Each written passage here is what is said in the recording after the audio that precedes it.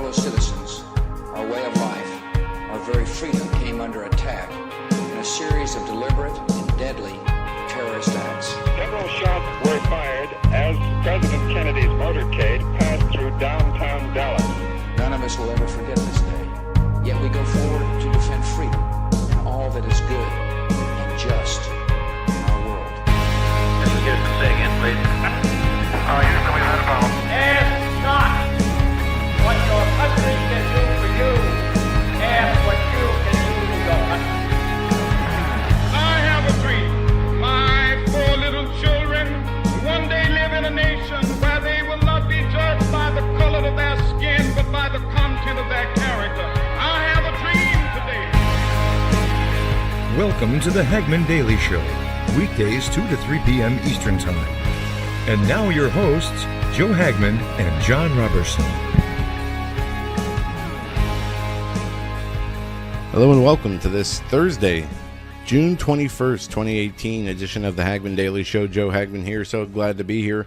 Got a great show lined up for you today. Jon Robberson is on the road. He's in Spokane, Washington at the Red Pill Expo with Honeybee and Anthony Cardona, and Honeybee and John are going to be joining us in just a few moments.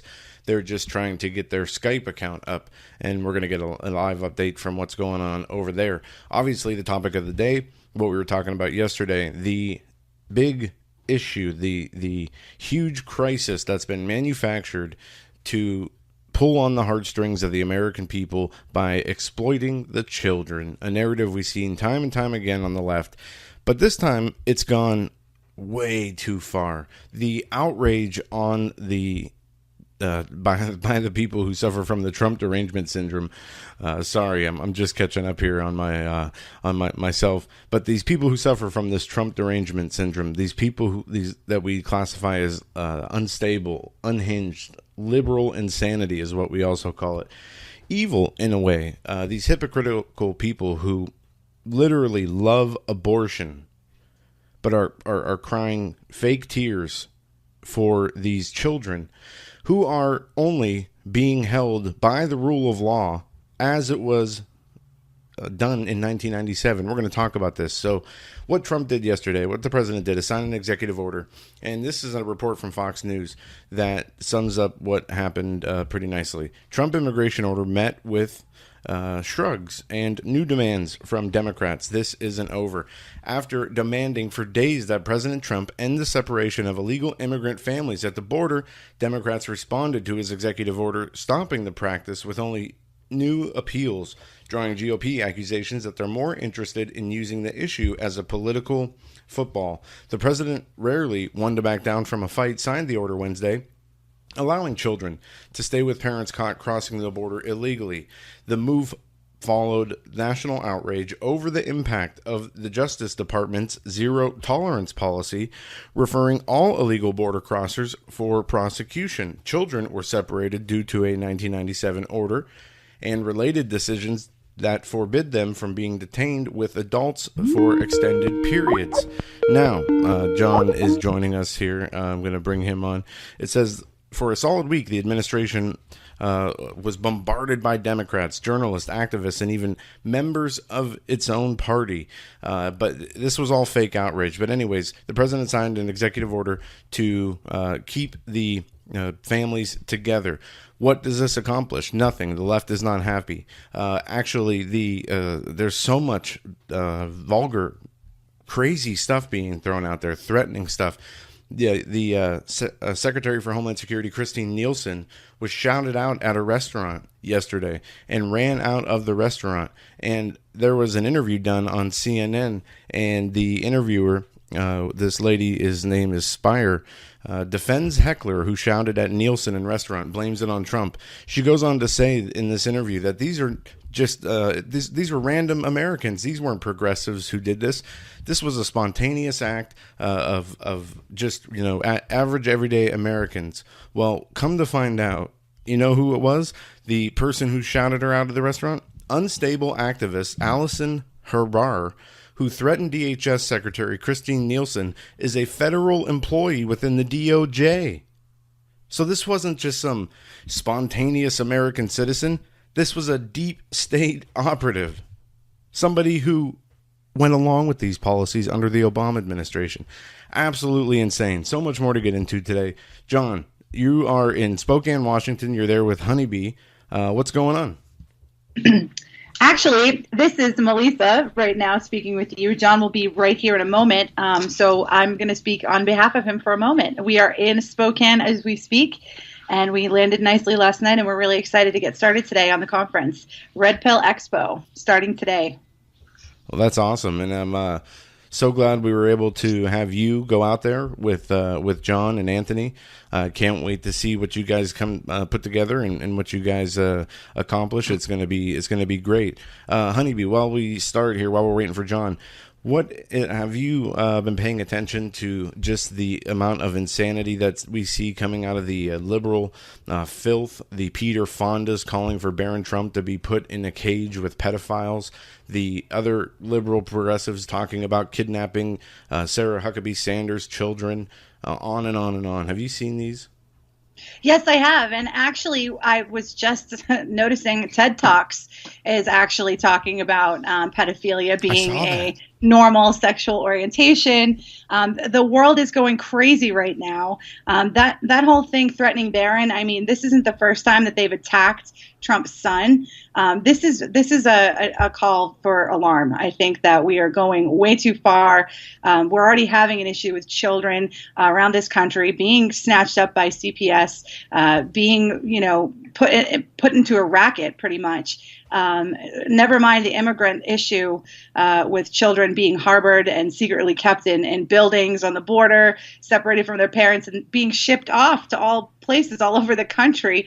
What is going on? But it's coming out now with our politicians, this hatred or this like non-respect for children. It's very, very strange.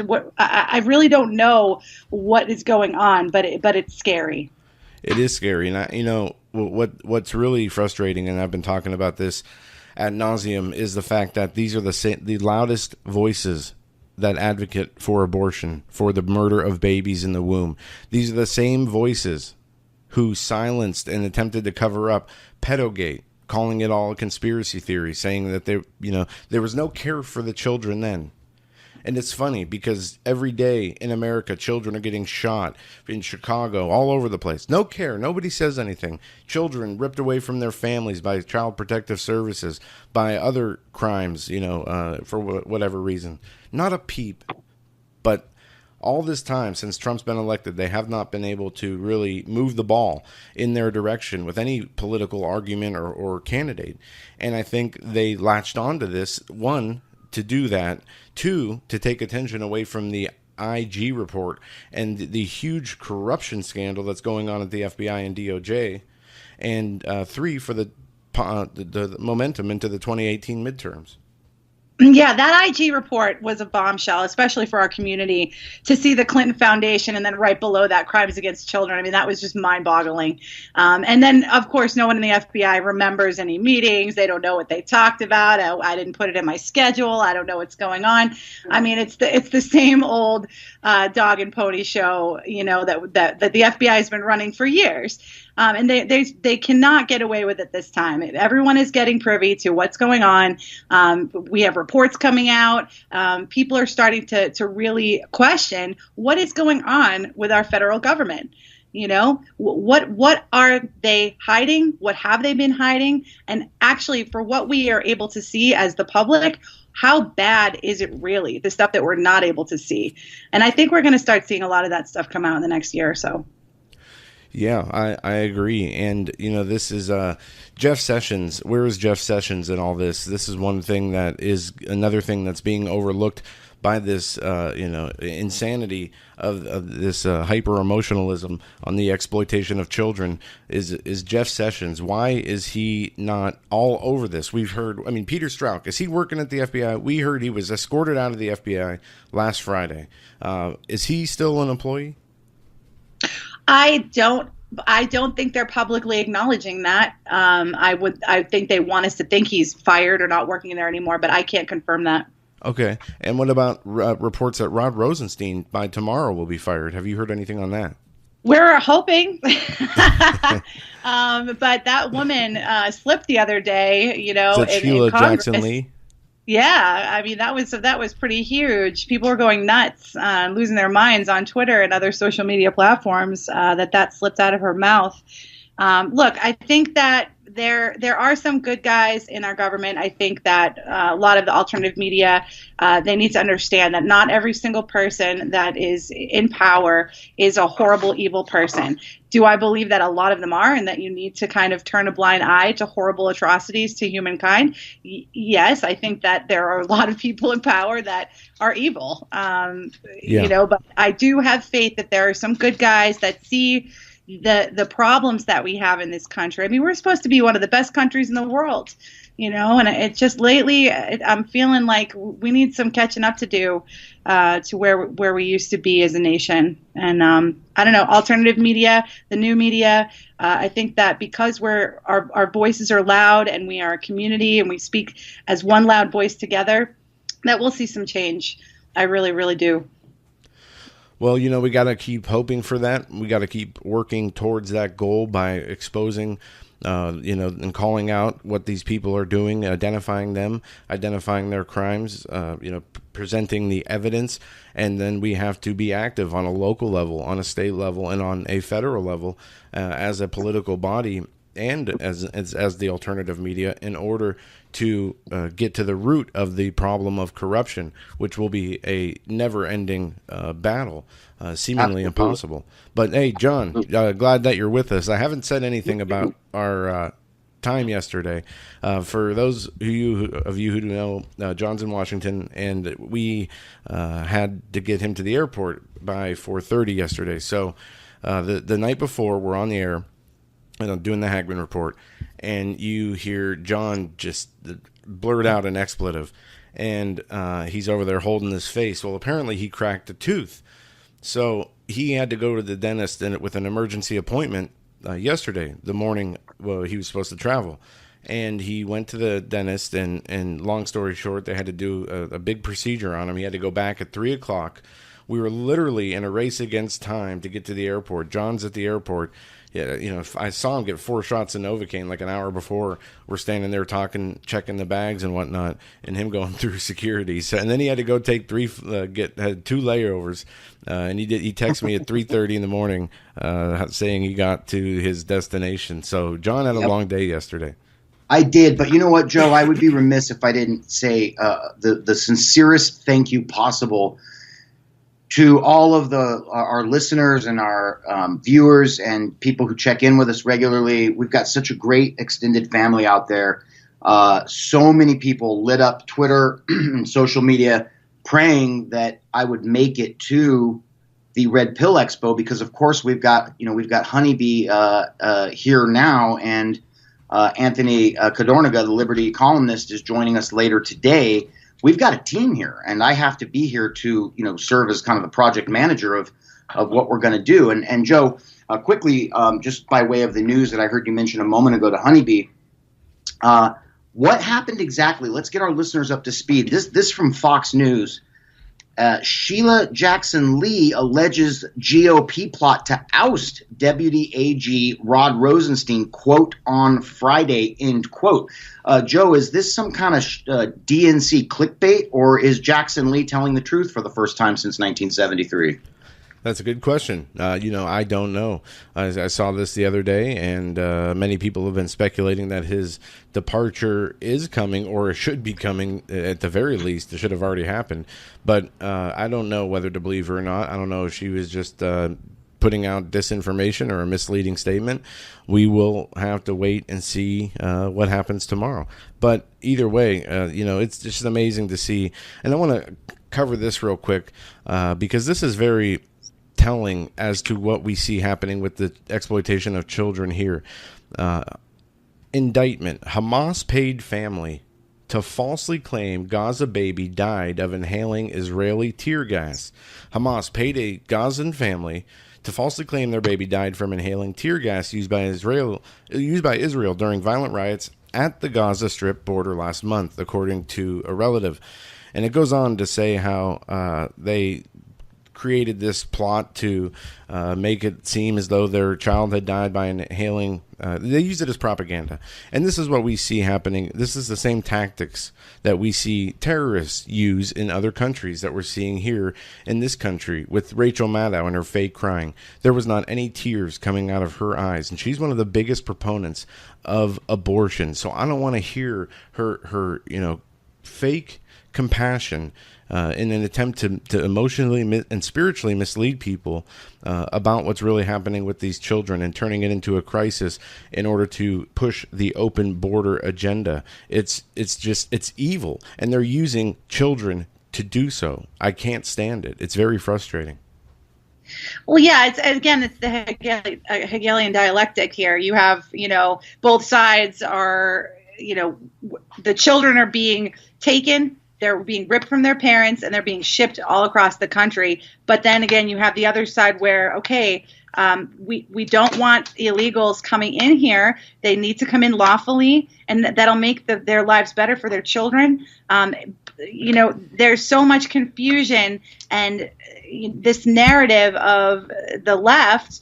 We have to save these kids. It's just another to get them to be able to come in here, and it's insane. And Honeybee, what do you think about the trafficking aspect of this? Somebody proposed that DNA tests be done. We heard reports that out of 12,000 children that came across the border last year, 10,000 came without any parents. Some children have come by the hundreds and even thousands with people who weren't their parents. How big of an issue is this human trafficking and specifically child sex trafficking? How prevalent is this among these immigration waves we see? Well, if you remember, just a couple weeks ago, that senator down in Texas, Jeff Merkley, he wasn't able to come in to Brownsville detention center for children called Key West Programs. There's like thousands of immigrant children in there taken away from their parents, through this illegal immigration process. Now, let me tell you, there have been many articles that suggest that when a child is labeled unaccompanied, that doesn't mean that they didn't come over. That doesn't mean that they came over alone. A lot of them are taken and then labeled unaccompanied because they've been taken from the guardian or the parent or the traffickers. A lot of people are giving their kids to traffickers with the hope and promise that their kids are going to get over the border for a better life and meet up with their cousins or whatever extended family. But you've seen over the last year, there's truckloads of people like almost half dead in the back of these shipping trucks, and they're people that are being trafficked. I mean, we did see some of these trafficking camps in Tucson. I know that was kind of blown out of proportion, but it's almost like condoned that this stuff goes on. They want illegal immigrants here. They want the votes. And then who suffers? It's the children. And they are being sex trafficked. And let me tell you, the people that run these detention centers are under the Department of Health and Human Services. And guess who runs that? That's the federal government, okay? And you know who the Department of Health and Human Services runs? CPS. And now you see all these kids under their watch, okay? They're getting into the system just like the children that I'm dealing with in this country who are getting snatched out of their homes with their parents and then put into the racket. They're doing this with immigrant children now too. And God knows where they are. They don't have IDs. They don't have family. They are actually more vulnerable than our own children in this country at this point. And it's just horrible, and I don't know exactly why people are sending their kids, over here without themselves. A lot of parents, they will get paid to give their children up. I mean, there's a lot of sad, sick people in this world. But the child trafficking aspect of this whole thing with immigration is very, very important to look at. I mean, like I said, Merkley wasn't allowed into this detention center. I did look into the facility. It is a converted Walmart. Our government's buying up Walmarts and doing their black ops and doing these crazy, shadowy, deep state programs, under the guise of, human services. But, it's something we need to keep an eye on, especially with these kids. Like I said, they don't have an ID. They don't have family. They are so vulnerable. And because, their families are criminals, sending them over here or coming over here themselves, I mean, that is not something that we should be feeling bad about for these families. We should be feeling bad for the children, but we need to find out what exactly is going on and how these children are being marketed. I mean, I'd love to know who these CPS foster families are that are taking these immigrant children.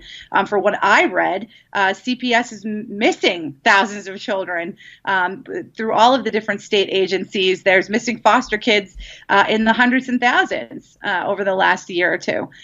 So something is definitely fishy with this situation.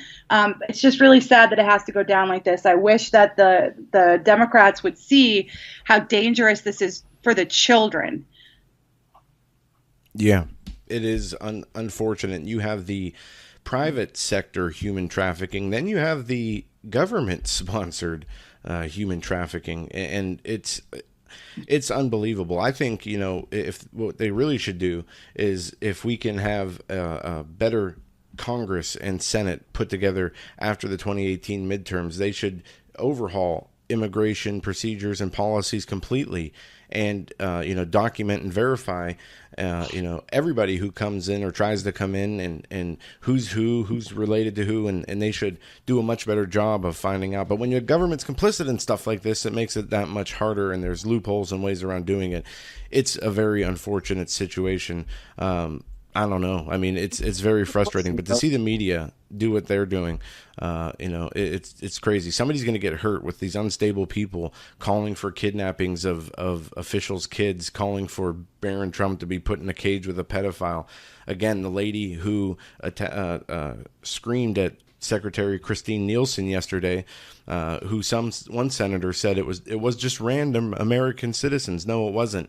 It was a DOJ employee, a federal DOJ employee, who was the one who was rage-filled, and her husband went after the Kristen Nielsen. So it was a deep state operative, not just some random American protest, spontaneous. And this is going to get somebody hurt. This kind of inflaming of emotions is going to get somebody hurt. Yeah, it's just a matter of time. Joe, I have a question for you. You have a lot more experience in, courtroom procedure and that type thing. Is it ever appropriate, or does it ever happen that the president can put a special counsel together for something like, for example, could a special counsel be convened to deal with the national child trafficking crisis? Could something like that be done? And if it can be done, I wonder why it's not being done. That's a good question, and I do believe it is within the scope of the president's power to put together. I mean, I remember reading countless executive orders, actions, and summaries that Barack Obama presidency and the Bush presidency that launched task force and think tanks and all these other types of organizational elements to, solve difficult tasks. And they called on government agencies. They called on agencies to be created to do so. So I believe absolutely the president has the power to do that. Yeah, unfortunately, those things cost money. They don't put money back into the government's pocket, and I think that's why we don't see agencies that are run in that way to actually help people, because it's not lucrative. Actually, Joe, I wanted to show you, this is kind of floating around Twitter. A Pacer monitor is showing that there is a racketeering and corrupt organizations suit, RICO Act, filed by a man named Byrne, Gary John Byrne, of GJB LLC, represented by a firm taking, it looks like Soros. Clinton. I mean, is this for real, or is this another guy just going into his local court and filing paperwork? Well, from what I understand, I came across this information and I emailed it to my dad and I said, "Hey, take a look at this, see if there's anything here." Now, from what I gather, this is a lawsuit against Soros, against Hillary Clinton, against a number. It's a RICO suit. Cher Blue, John Podesta, and a number of other organizations and entities. And what the documents I found, it's a real court document, and it's been issued to a judge. Now, I don't know how legitimate it is, I guess, or how it'll look going forward. I just came across this today, so you have to buy the PDF. And I have not sifted through the information. Only am I aware that this is on the docket. So, yeah, there's about 60 pages. I'm actually going to probably purchase all of them and put them out for free online for everybody. But the thing is, I've seen this before, and the last guy who did something like this, I had covered it probably about 6 months ago. He was a homeless man.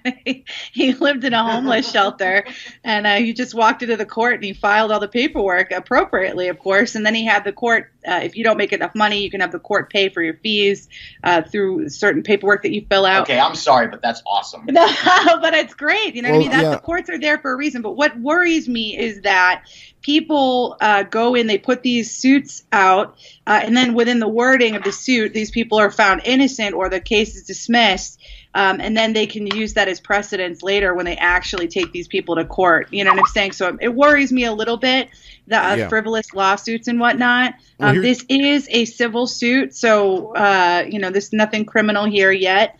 It needs to be looked at by the jury. There is a judge assigned to it, so we'll see. The last one was dismissed based on, not good enough information. I really wish a big firm would step up and do something like this. Well, see, I sent the link over on Skype, and if you open that link, there's one that says docket, and then you click on parties. Now, the plaintiff is GJB LLC, Gary John Brine, and he's represented by Mark Ramsey, Hellburn, Harlan Bradley, LLP. And the defendants are American Bridge, 21st Century, Media Matters for America, David Brock, Hillary Rodham Clinton, Bill Clinton, the Clinton Foundation, Citizens for Responsibility and Ethics in Washington, Clinton Goostra Enterprise Partnership. Oh, Goostra, yes. John Podesta. That's the guy from Lionsgate. Yeah, John Podesta. For the Clinton Foundation. Correct the Record, Share Blue, George Soros, Jonathan Wackrow, and that's it. But we'll see. I don't know. Yeah, very interesting. I like that people are going to Pacer more. There's a gold mine of information there, really looking at people's past, especially criminal pasts. People should really go. It is for the public to be able to see what's going on in our federal court system, as well as their local court system. Another way for people to get involved on the community level is just keeping their tabs on these people in government, especially in lawfare. Well, Honeybee, let me ask you a question. Over the last couple of days, I was reading on the plane yesterday and stuff. It seems like the Clintons are at their lowest political ebb, probably of all time. I mean, Joe, are the Clintons ducking for cover? I mean, is this a last off the ship type thing? No, they're too prideful and arrogant to duck for cover, and they're too evil and or stupid to know when to go away. But this brings Andrew Kerr did a lawsuit with the FEC, and I don't know where that went, but I know a lot of the same organizations and whatnot were part of that, and I don't know what lawyer that was handed off to or where that case stands, but I wonder if any of this is somehow related to what he did with, he proved the money laundering aspect.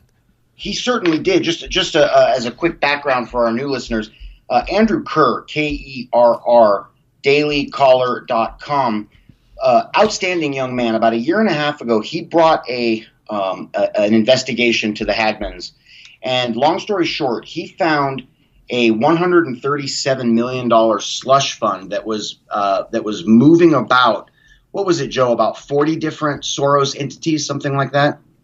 Yeah, they all worked in the, basically out of the one office, and it was a number of PACs and NGOs that were shuffling money from one to the other.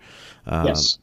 Yeah. And then what he did is he was very smart. He left his home on the East Coast.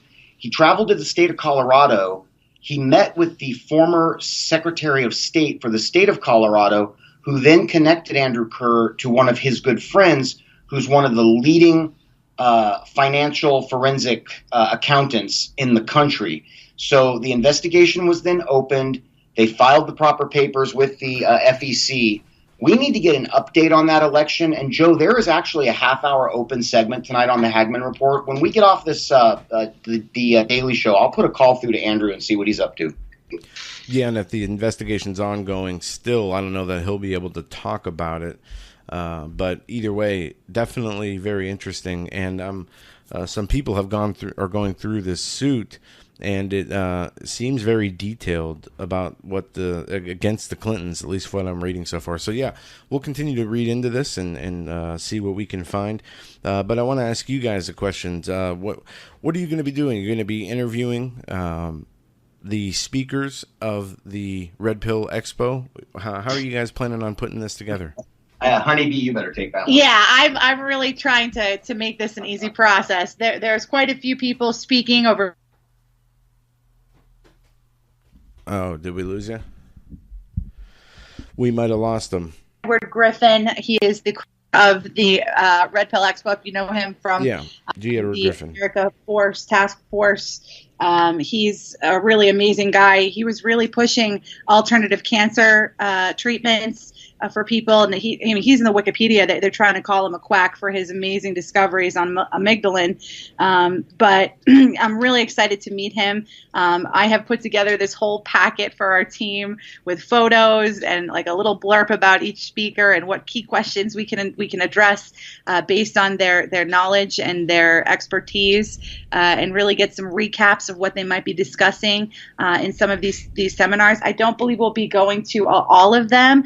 We might be able to sneak out. We do have a table for the Hagmann Report for people to come on up and have interviews with us, and to hand out stickers and all kinds of Hagmann swag.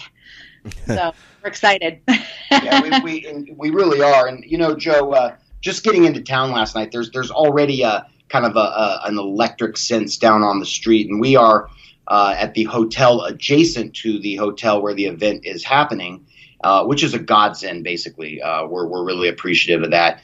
And what we are going to do, Joe, is join you tomorrow on the Daily Show, and we will actually be on Media Row. We will be at the Hagmann table. It may be a short piece because I'm not sure how bad the background ambient noise will be, but if you'd like to have us at least check in for a brief sit rep tomorrow, we'd be happy to do so. Oh yeah, absolutely. We'd love to do that. Absolutely. When you're live and on location and going to be there on Media Row, it's appropriate to do a show from there.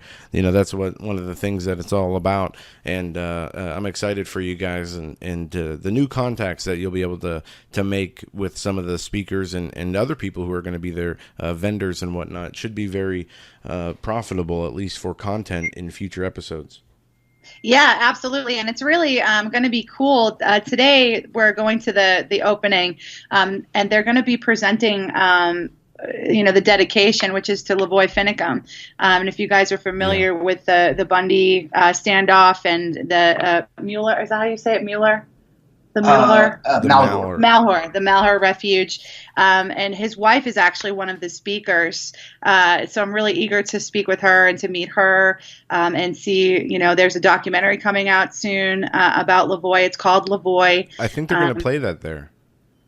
I don't know if they're going to do a trailer for it or if they're going to play the whole movie. That would be awesome if they're playing the whole thing. Man, I'm telling you what, Joe, they're very, every once in a while I get a little bit of butterflies in my stomach about meeting somebody, and my heart is still broken for what happened to the Finicum family. This is just my opinion. I'm not stating the opinion of the Hagmann Report per se, but in my opinion, Lavoy Finicum was murdered by people whose wages we pay with our taxes. That's my opinion. Yeah. It's on camera. we have the evidence, that there is a real injustice here against freedom and free speech. And I think that's really going to be talked about a lot for the next 3 days. And definitely our questions will be geared towards those that we speak to and how they see things in our society right now, how free speech is being affected, and what we can do, what tools we can have as a community to help combat that. Everybody has their own special specialization in their fields of alternative media or alternative studies, but it is all a family of people that are just going for truth, and trying to expose the truth with love and compassion for, our common man. So that's the kind of stuff we're hoping to hear. We're really looking forward to hopefully live streaming. I was hoping to do that too. So we'll catch you guys tomorrow. I wanted to leave you with something to keep your eye out for. I just got word that Stormy Daniels' lawyer is now representing some of the mothers that were separated from their children. Of course. I haven't validated that yet or vetted that, but very interesting indeed. Guess what I just learned? The lawsuit that we talked about against the Clintons and Podestas and Soros and Share Blue is been launched by a former Secret Service agent. So it's not just some random person. He's a former Secret Service agent, Gary Byrne, Byrne. So there you have it. This is amazing. Wow, this is amazing. Joe, one of the things, I'll make this my final comment for today, but we will definitely join all the listeners on the Daily Show again tomorrow. The thing that I'm most encouraged about, and yesterday was a hard day. I mean, Joe, you let me tell our listeners quickly. Joe was maintaining the minimum speed limit of 85 miles an hour across the city of Erie, Pennsylvania, to get me to the airport. My face was so numb I could barely talk. Joe, you saw them shoot that Novocaine directly into the little piece of tooth that was left. So yesterday was a hard day, but we got here. There are patriots from all over the world convening here, and it's all for one reason, listeners. It's because you folks demand the truth, and we demand the truth. And there are so many of us. We have got such a groundswell. We've touched the match to what is going to be a great conflagration of people who are furious and demand the truth. And I'm telling you, Joe, when we've got people like Melissa Zachariah, the honeybee, when we've got people like Tracy Beans, Alicia Powell on our team digging for the information, I'm telling you what, brother, I would not want to be on the other team. Yeah. Well, you guys take off. Have a great day. It was great that you could join us, and we will get the live update tomorrow from you. And, John, I'll be in contact with you off air at some point today. So you guys have a good one. Thanks. God bless, Joe. Nice to talk to you. Nice to talk to you too, Honeybee. You take care. All right. That was John and Honeybee from the Red Pill Expo. We'll be hearing much more on that in the coming days, but definitely an interesting event and some pretty interesting things. Like we said yesterday, was kind of a crazy day, and it was a rush to get John to the house, to get his stuff in the car, to get back to the dentist, from the dentist chair straight to the airport, then on the flight, 2 layovers, and getting there at 3:30 in the morning Eastern time. So just a hectic day, but we continue to move forward. Now, we're to take the rest of the show. What do we got left here? About 20 minutes. So we got a good chunk of time. I'm as much as I don't want to talk about this hypocrisy of the left on the child immigration, illegal immigration topic, there's a few things that we should probably see what the news media is saying. I want to play this for you. This is from Newsbusters. On Wednesday night's edition of CNN New Day, co-host Allison Camerata interviewed Congressman Bob Goodlatte, and it was about the current illegal immigration crisis. In the interview, Camerata pushed many of the misleading talking points that have dominated the airwaves on CNN, and the congressman did a good job of countering them. But let's take a listen to this debate that happened on CNN yesterday morning. Yesterday morning.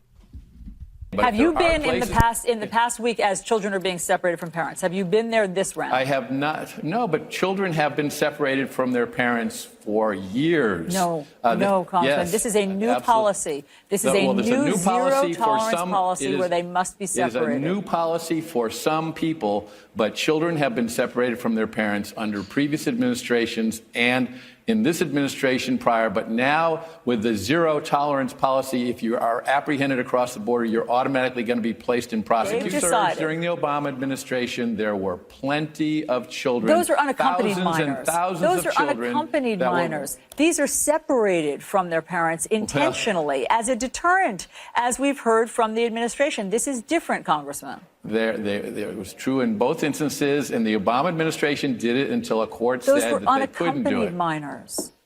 No, there were unaccompanied minors, and there were families with children as well. All right, we're not going to listen end to any more of that because that's just craziness. And so you get the idea. If you wanted to listen to the mainstream media, you could just turn it on and listen to that instead of this.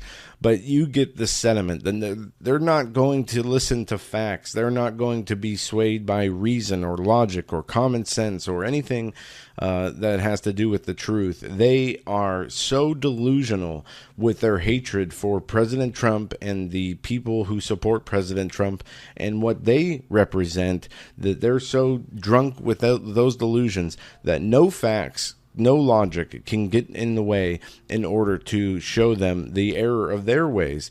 And of course, you can't come together and work to fix the immigration policies. And as soon as President Trump signed the executive order, what happened? You see that they pushed back even further. Anti-Trump media moves goalpost after executive order and shameful display of bias.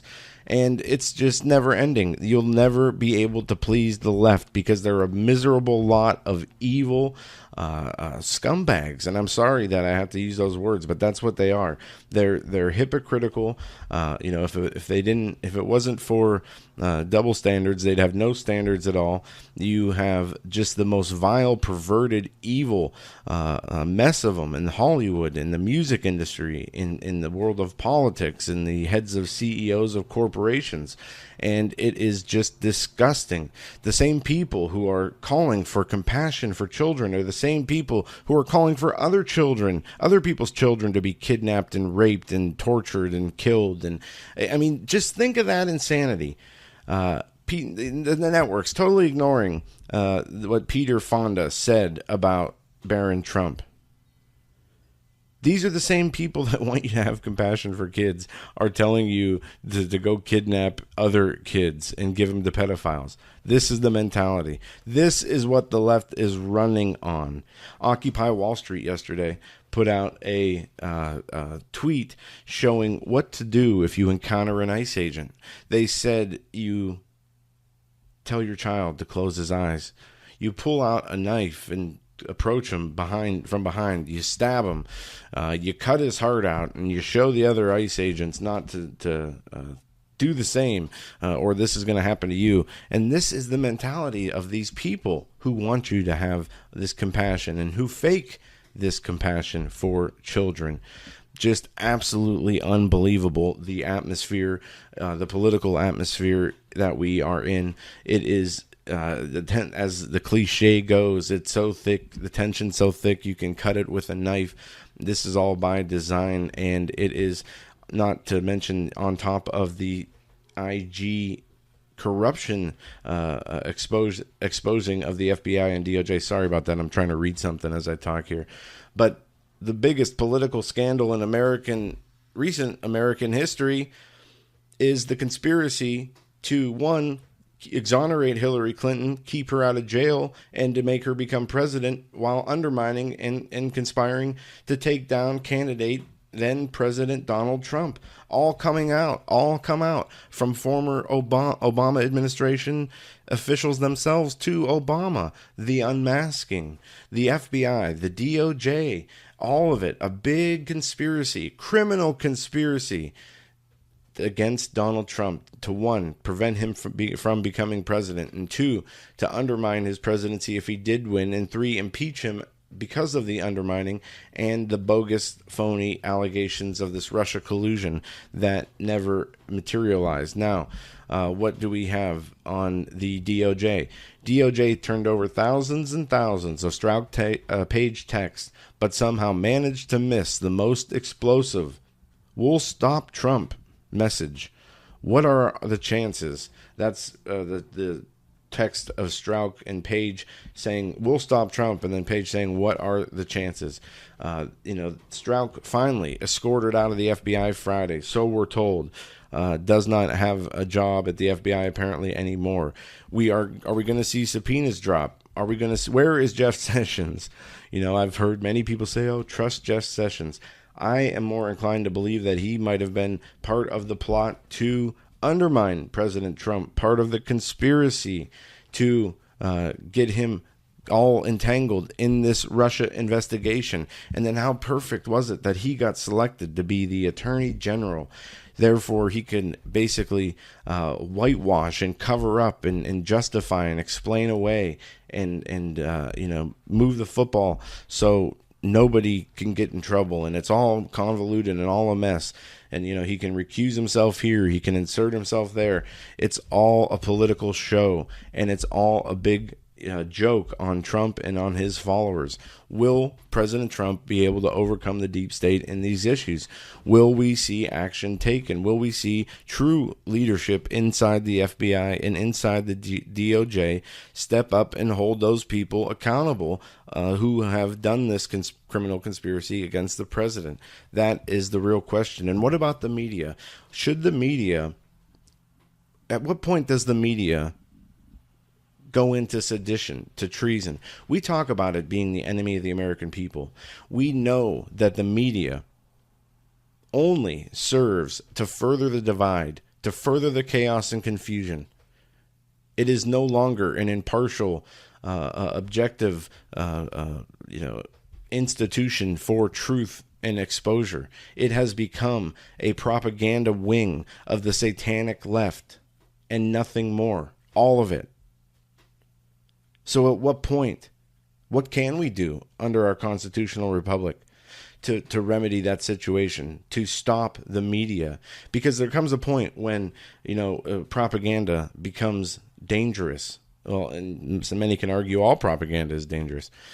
But when it is diluting and distorting the minds of the people and leading them to violence based on false lies and manipulated conspiracies and crises, it is something that the question has to be asked: at what point can we stop the media? Do we pull their licenses if they continue this destructive behavior? I mean, it's a double standard. If you're a conservative, you mention you can't say anything on Twitter without being censored. But all these celebrities are able to make death threats. And Mark Dice did a great video today on this, and I'm going to pull that up right now. And it talks about and details how insane it is, the way that the social media companies are able to selectively enforce their censorship. Here, let's listen to the very beginning of his video. This video is going to be quite disturbing, so if there's kids in the room or if you're at work, turn the volume way down or turn it off and come back and watch it later.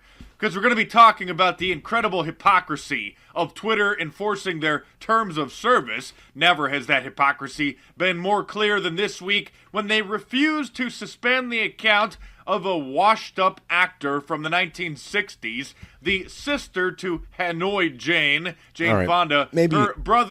Maybe we won't watch this video because it does have some pretty bad words in there that I don't want to put over the radio. But what it details was the Peter Fonda tweet was not flagged for violating Twitter's terms of service or their community guidelines. A tweet that called for a child to be kidnapped and thrown in a cage with a pedophile, and that was not flagged. But then he shows his own tweet that was flagged for calling somebody a name or a dirtbag or something like that.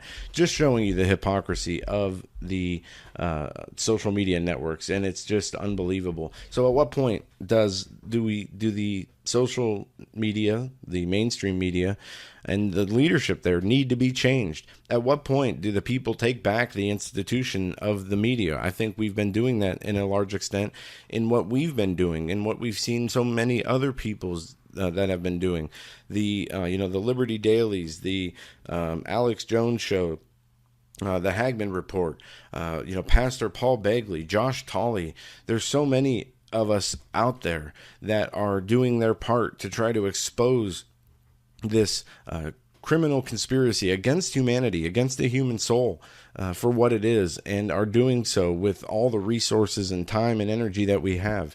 And we need other people in the fight. We need your support. We need your help.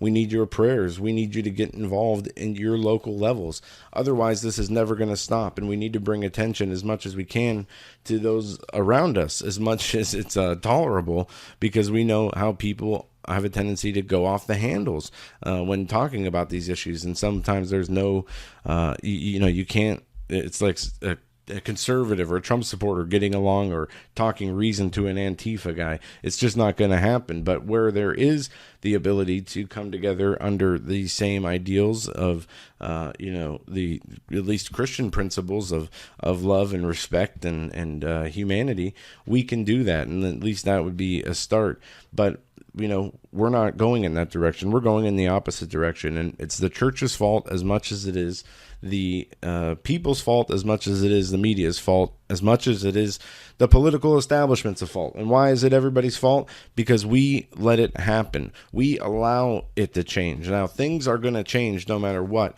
but there's some things that we could keep from changing. One of those should be the church. The church has always been, unfortunately, at least from the Catholic Church and on, something that has changed and morphed away from what it really was and what it was when it was powerful.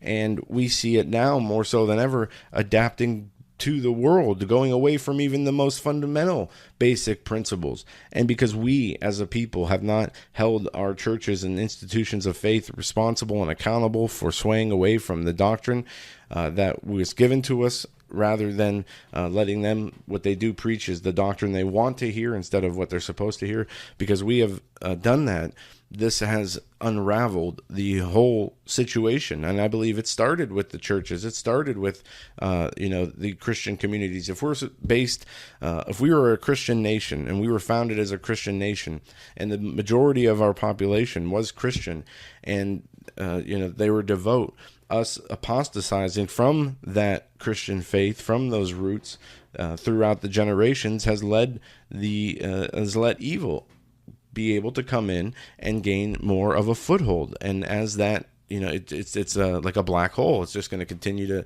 to grow and grow and grow. And that's what we're witnessing in this day and age. And it is moved from a place of, very subtle, like we've seen in the 70s, 60s, when the counter-revolution started. Maybe that wasn't so subtle. But since then, from the 70s and 80s, it crept in. More things became tolerable on TV, more curse words, more nudity, more violence, and, more the worse lyrics. And not that free speech should be taken away, but people's creativity was put and moved into an area where they were expounding on darkness and vileness and perversion, and it has really turned our society inside out. So now you see we are a country divided, spiritually divided, politically divided, economically divided, and the way the media wants to portray it is that we're more racially divided than anything else, which isn't true. In this immigration crisis, one of the things that's being overlooked is the voice of legal immigrants, people who've came here legally, who went through the process, people who maybe have are descendants of immigrants, one generation, what their opinions are, because many of those people think it's wrong what's happening. Those people understand the need for border security. What other countries in the world do you know that just allow open borders for any and all to come and then take advantage of all the systems? Well, we know a few, and what's happening? It's destroying Western Europe. Paul Joseph Watson did a great video exposing how students in Spain who paid to go to college and paid for the dormitories, the housing, are being forced to leave because migrants are being brought in. And the reason they're being forced to leave is because the migrants might have or do have diseases that could get them sick. And this is happening in Western countries. In Spain, they're forcing people out of their homes to make way for migrants. It's just insane. And as Michael Savage says, borders, language, and culture, it's so important. We played yesterday the clips from Obama to Schumer to Feinstein to Clinton, all talking about the need for border security, the need for the rule of law, to enforce our immigration laws, and to stop the illegal immigration waves that come in, and to continue to fight to uphold the law. No more is that the thing to do. Gone is the rule of law. It is just the way of the corrupt. Who can scream the loudest? Who can make the most noise? And the news media is the huge part of that. But thank goodness for audiences like yourselves who listen to shows like mine and John's and the Hagmann Report. We could not do this without you, and it's such an important time now more than ever to get involved in this fight. Real quick, if you can support the show, paypal.me/Joe Hagmann, or that link will be in the blog talk link, or simplycleanfoods.net is our site, our sponsor site. They have the best portable, storable foods, survivable foods, and they have all the supplies you could ever want or need for survival situations. Simplycleanfoods.net, GMO-free foods. It's a veteran Christian-owned company, and you use promo code SimplyClean to get 15% discount store-wide. So if you can support us, do so through the donation or through supporting us via our sponsor.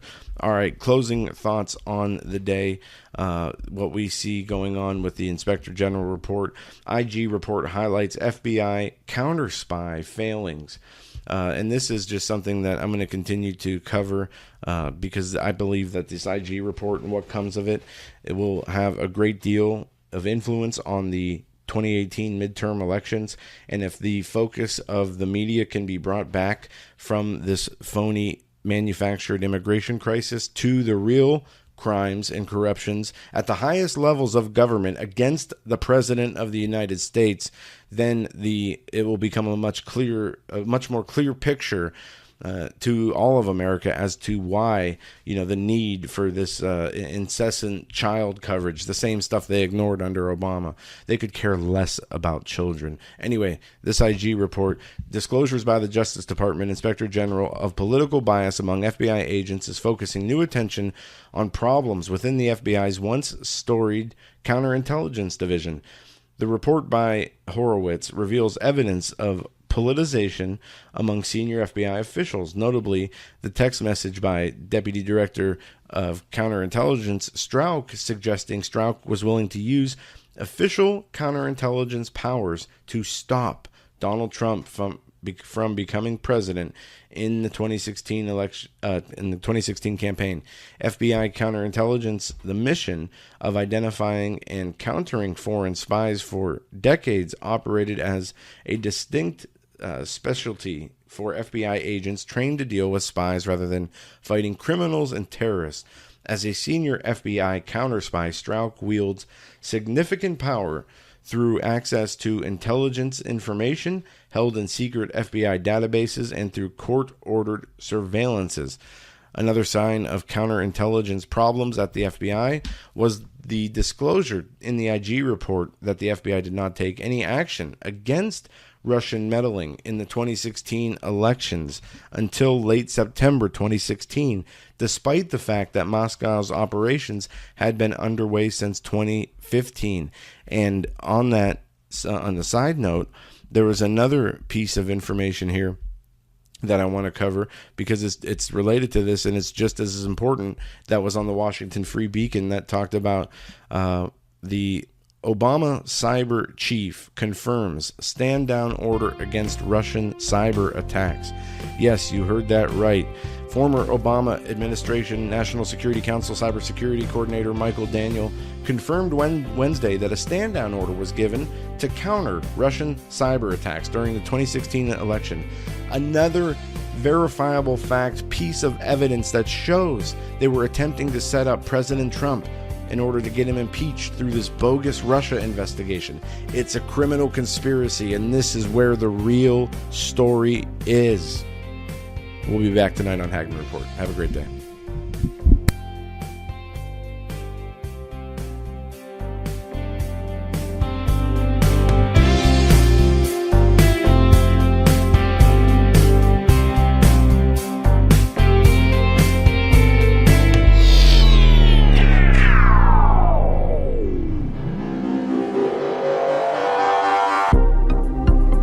The Hagmann Daily Show is brought to you by the Hagmann Report. Tune in to the Hagmann Report weekdays, 7 to 10 p.m. Eastern Time. For more information, go to HagmannReport.com. That's HagmannReport.com.